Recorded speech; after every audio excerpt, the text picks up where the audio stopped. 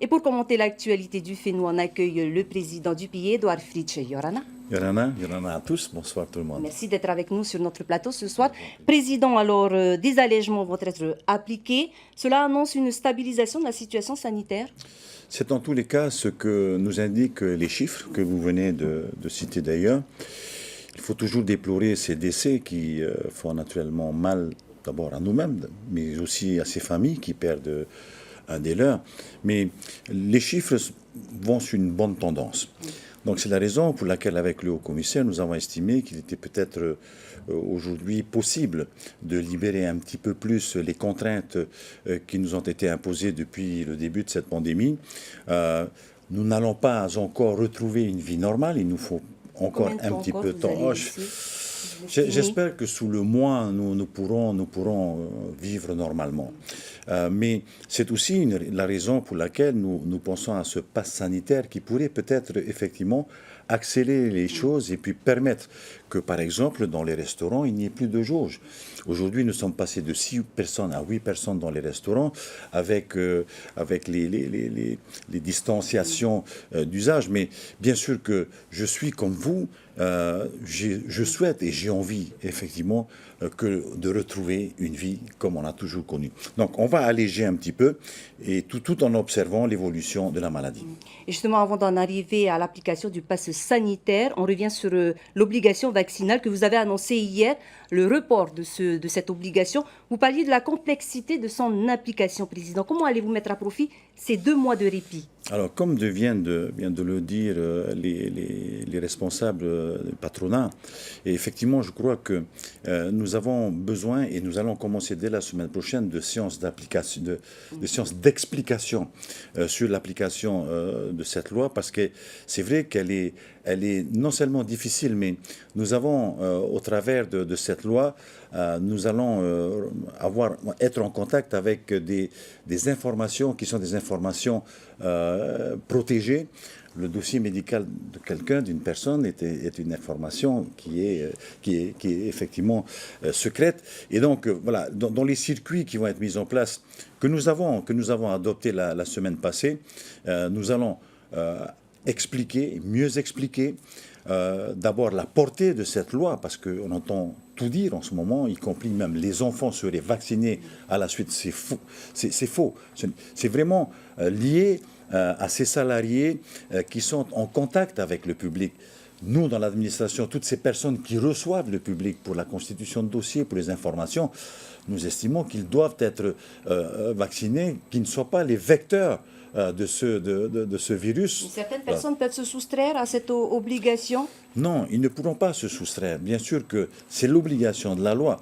Après, c'est à nous, c'est à l'administration, c'est au patron à se réorganiser en fonction du fait qu'il a au sein de son entreprise quelqu'un qui n'est pas vacciné. Alors bien sûr qu'il y a des sanctions. Et c'est surtout cela que j'ai souhaité repousser, puisque ces sanctions devaient débuter au 23 octobre. Ces sanctions sont repoussées au 23 décembre. Mais c'est plus pour mieux expliquer le fonctionnement de cette loi que nous l'avons fait.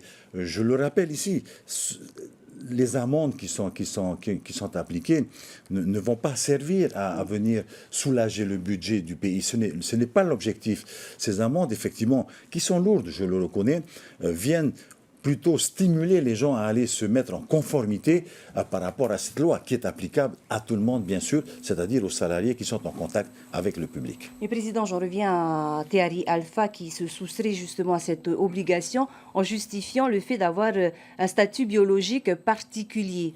La loi prévoit ces cas, comme on l'a dit et comme on le redit. Il y a des personnes qui ne peuvent pas être vaccinées ou qui ne supportent pas le vaccin. Un certificat médical vient le prouver. Mais bon, je pense qu'à terme, et c'est la même chose pour ceux qui ont été covidés, vous savez que le délai de protection prévu lorsqu'on a été covidé est de 6 mois. Au-delà de 6 mois, ils sont contraints et ils doivent aller se vacciner. Et la loi le prévoit comme tel. Alors, Président, malgré les déclarations de la veille, la population et les médias sont braqués sur les polémiques autour du pouvoir politique. Pensez-vous qu'il y a une crise politique aujourd'hui au Fénois? Non, il n'y a pas de crise politique. Vous savez, vous avez annoncé les chiffres. Regardez le nombre de personnes qui sont allées se faire vacciner. On est à 155 000. Je crois que ça représente environ 70% des hommes et femmes majeurs de ce pays. Bon, c'est vrai qu'il n'est pas suffisant, il faut aller encore plus loin, mais ce n'est pas une loi de ce type-là qui a été conçue pour protéger les Polynésiens. Je le rappelle, ce n'est pas pour vous embêter, ce n'est pas pour nous embêter, mais aujourd'hui, c'est tout ce que la science peut nous fournir. C'est ce moyen de se protéger, le vaccin. Il y aurait eu autre chose que, bien sûr, on aurait ouvert les portes, comme je n'ai jamais interdit que les médecins de ce pays utilisent des médicaments qui, effectivement, peuvent laisser des doutes dans l'esprit. Mais non, je n'ai rien interdit, nous n'avons rien interdit, ni le Ra'aut-Tahiti d'ailleurs, puisque moi-même, j'en ai pris lorsque j'étais covidé. Mais ce qu'il faut aujourd'hui, c'est être réaliste. Qu'est-ce qui peut nous protéger? Parce que, comme vous le dites aussi, nous nous attendons à une nouvelle vague dans les mois à venir. Donc, il nous faut aujourd'hui éviter ce que nous venons de connaître avec plus de 450 morts en l'espace d'un mois. C'est énorme et je ne veux plus ce genre d'expérience. Donc, il faut nous protéger. Merci, Président, pour ces premiers éléments de réponse. Restez avec nous, puisque nous allons aborder à présent la question de la relance économique du FENUA. En effet, l'un des axes principaux est l'autonomie alimentaire. Aujourd'hui, s'est tenue une table ronde sur la transition alimentaire à la DG2E à Pirée.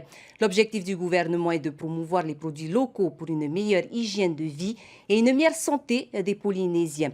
Andy Ebb et Mere Teato nous en disent plus. C'est donc un problème grave de santé publique. 70% de la population est en surpoids et 40% ont atteint le stade de l'obésité. À cela s'ajoute une forte proportion de personnes atteintes de diabète, d'hypertension et de gouttes. C'est une triste réalité qui alarme le pays. Le gouvernement veut mettre l'accent sur la transition alimentaire. Un des axes fondamentaux de ce plan d'action vise à améliorer l'hygiène de vie des Polynésiens. Nous voyons que les dépenses de la santé au niveau de notre caisse de prévoyance sociale explosent d'année en année. Nous voyons également que tous ceux qui tombent aujourd'hui, malgré les solutions hospitalières ou les solutions médicamenteuses, sont souvent dus à des maladies issues de l'assiette. Un mauvais comportement alimentaire peut entraîner des conséquences graves pour sa santé. Donc nous préconisons et nous souhaitons tous que la transition alimentaire soit étudiée, soit valorisée à travers les discussions que nous commençons aujourd'hui. Cette première table ronde est l'occasion pour les invités de proposer des solutions. Aujourd'hui, la majeure partie des produits consommés est importée. C'est se recentrer sur nos produits locaux, réapprendre à les faire pousser, à planter chez nous et manger ce qu'on fait pousser. Et à partir de là, tout le reste suivra, parce que c'est aussi de là qu'il y a des conséquences environnementales néfastes. C'est l'importation, l'utilisation de pesticides. Je pense que quand il y aura des vraies ambitions, parce que c'est d'une telle ampleur que ça devient politique, donc quand il y aura des vraies décisions grandes et politiques, là, les habitudes des gens suivront, je pense. Et ça va être un travail ensemble pour y arriver. La crise sanitaire a réveillé les consciences quant à l'autosuffisance alimentaire et aux problèmes de santé engendrés par la malbouffe. Pour assurer la sécurité alimentaire et que les Polynésiens apprennent à mieux se nourrir dès l'enfance, le gouvernement a annoncé en juin dernier un projet de loi de pays pour promouvoir la consommation des produits locaux dans les cantines des établissements scolaires. Vous êtes à la recherche d'un emploi ou vous projetez de créer votre entreprise. Plus besoin de vous déplacer au centre-ville de Papeete pour vos démarches. À partir d'aujourd'hui, des agents de la CCISM et du CEFI sillonneront l'île de Tahiti à bord d'un bus qui a été inauguré ce matin à Taravao. Le reportage sur les images de Matai Hurei. Le bus de la création d'entreprises et de l'emploi entame officiellement sa mission de proximité. Une agence mobile commune au CEFI et à la CCISM qui pour le moment tournera sur 12 communes et qui devrait permettre de mieux répondre aux besoins de la population. Oui, il était important pour nous de pouvoir lancer ce buzz de la création d'entreprises et de l'emploi sur Tairako particulièrement, qui est la zone rurale de Tahiti où le contexte de l'emploi est différent, le tissu économique n'est pas le même, où il y a un potentiel de développement et notamment de création d'entreprises. À bord, 2 conseillers accueilleront le public avec ou sans rendez-vous. Leur tâche, orienter et accompagner les usagers dans leurs projets professionnels. Vous l'avez vu depuis déjà quelques temps, le pays est sur la simplification des démarches pour les usagers, simplification par le numérique, mais ça ne suffit pas. Lorsque l'on peut, il faut pouvoir aller être au plus proche de la population, des familles, des usagers. Et c'est tout le sens de ce bus. Une première mise en service qui pourrait dans le temps être suivie par l'achat d'un autre véhicule. Alors, Edouard Fritsch, le budget pour l'emploi est passé de 5 milliards en 2019 à 15 milliards cette année. Le bus de l'emploi et de la création d'entreprises est une alternative pour soutenir l'emploi? C'est un moyen supplémentaire pour faciliter l'accès à l'emploi à nos Polynésiens et Polynésiennes qui effectivement, et on se rend compte de plus en plus, ont du mal à accéder à l'information, ont du mal à accéder à ce qui est nécessaire et suffisant pour créer son emploi ou créer son entreprise. Donc, avec la Chambre de commerce, il faut saluer leur présence et surtout leur soutien dans cette affaire. Et le pays, et la CPS aussi, donc, nous avons mis en place ce moyen d'aller vers les demandeurs d'emploi, d'aller vers ceux qui ont envie de s'en sortir et de se en battre. grande difficulté. L'enveloppe pour justement l'emploi a triplé. Oui, l'emploi est en grande difficulté, mais il faut aussi être clair. Ce budget a explosé du fait de nos confinements successifs. Vous savez que nous avons soutenu par le biais du dièse aussi certains salariés qui ont perdu tout ou partie de leur salaire. Nous avons créé environ 500 guides sanitaires. Nous avons multiplié les CAE parce que effectivement, les familles étaient dans l'attente de quelque chose et les familles avaient besoin de cet argent pour vivre. Donc, ce qu'il faut maintenant, et c'est l'objet de notre réflexion, et ce sont les moyens qui sont mis en place, c'est que nous ne pouvons pas indéfiniment accroître cette enveloppe. Donc, il faut maintenant optimiser l'utilisation de toutes ces aides qui sont données à nos compatriotes pour que ces aides soient effectives et soient efficaces. Et il faut que derrière toutes ces aides, il y a effectivement création d'emplois ou création d'entreprises, mais on ne peut plus se permettre de soutenir 2 ans et de les abandonner au bout des 2 années. Alors, dans quelques jours débuteront les débats sur le budget général du pays. Vous y avez inclus des orientations pour changer en profondeur la société polynésienne. Quelles sont-elles? Oui, alors un des sujets, et c'est important, c'est le sujet qui vient d'être développé sur notre assiette, sur la transition alimentaire. Car effectivement, l'expérience du Covid nous a montré que nos citoyens polynésiens sont en très mauvaise santé. 70% de personnes qui sont en situation de surpoids. Je suis en situation de surpoids. Plusieurs d'entre nous sommes en situation de surpoids. Et donc, il nous faut aujourd'hui réviser notre alimentation, réviser nos comportements vis-à-vis de l'alimentation. Donc, c'est la raison pour laquelle ces ateliers ont été ouverts. Mais ça fait pratiquement 4 ans maintenant que nous avons mis cette machine en route, puisque vous le savez, je crois déjà, dans certaines cantines scolaires, nous aidons les mères, nous accompagnons les mères, puisque c'est leur volonté avant tout, à nourrir nos enfants en cantine de produits qui viennent du terroir. Il y a un matriti pratiquement dans toutes les cantines scolaires, 1 fois par semaine. Donc il faut accélérer, mais il faut surtout une forte volonté politique, comme il vient d'être dit, pour que ça devienne une réalité. Aujourd'hui, notre alimentaire. Oui. Alors, il y a le problème de la suffisance alimentaire. Il y a cette fameuse autonomie alimentaire qui est souhaitée par tous les politiques. Depuis des années, on en parle. Mais il y a surtout la qualité de cette alimentation. Et la qualité de cette alimentation, c'est le sujet qui a été développé ce matin parce que, effectivement, les dégâts du Covid nous ont mis en exergue ce véritable problème qui est celui de notre assiette. Notre assiette d'alimentation est devenue un poison.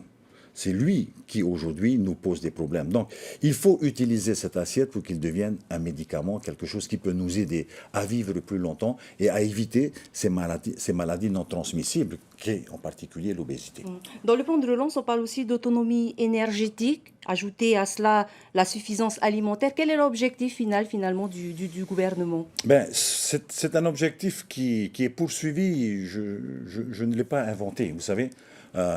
Nous connaissons tous notre dépendance de l'extérieur. Et ça se traduit par l'alimentation, mais ça se traduit aussi par les produits énergétiques. Nous vivons du pétrole qui nous est livré de l'extérieur. Donc aujourd'hui, il faut effectivement, et vous allez voir dans les jours à venir, nous allons pousser franchement aujourd'hui la production photovoltaïque ici en Polynésie française, puisque nous allons attribuer à certains opérateurs la possibilité, l'autorisation de construire des fermes solaires ici à Tahiti à hauteur de 30 mégawatts, mais aussi, parallèlement à ce programme qui est lancé, nous avons un programme pour transformer les centrales hybrides de nos populations des îles, les centrales électriques, électrogènes avec des machines, avec des machines électrogènes, les transformer en hybrides, ce qui leur permettra effectivement de réduire la note énergétique et surtout de ne pas dépendre uniquement du pétrole, mais on a le soleil, il faut en profiter. Président, pour en terminer, revenons à présent sur votre récent déplacement à New York. Vous vous êtes exprimé devant la 4e commission de l'Assemblée générale de l'ONU. Vous avez notamment incité l'ONU à envoyer des émissaires pour faire un état des lieux de la Polynésie. Vous avez eu une réponse en retour et qu'attendez-vous de cette mission? Alors, oui, parce que je ne vous cache pas qu'aller tous les ans parler là-bas, essayer d'effectivement de parler de cette autonomie dont nous jouissons aujourd'hui, qui est, à mon avis, l'outil adapté à la gestion de notre pays, qu'il faut faire évoluer, je suis convaincu, mais ne peut-être pas aller jusqu'à l'indépendance. Donc j'y vais pour donner un état des lieux de la Polynésie française, leur parler de nos relations, par exemple, avec la puissance administrante qu'est la France aujourd'hui. Et surtout leur dire que nos relations de partenariat avec l'État français sont au beau fixe aujourd'hui. Il n'y a pas de sujet. L'État nous accompagne, l'État nous soutient, et surtout dans la période que nous venons de passer, l'État était présent en permanence à nos côtés. Donc, effectivement, je n'ai pas demandé à ce qu'on retire la Polynésie de la liste des pays à décoloniser, mais je leur ai dit que la Polynésie française n'est pas un pays à décoloniser. Parce que, effectivement, j'ai invité ces gens à venir chez nous parce que rien de tel que de venir toucher, de venir regarder, de venir entendre sur le terrain. Et à la suite de cette mission, effectivement, qu'ils pourraient réaliser au titre de l'ONU, nous pourrions parler, je pense, sérieusement de la suite de l'inscription de la Polynésie. Edouard Fritsch, merci encore d'avoir accepté notre invitation de ce soir. Merci beaucoup à vous.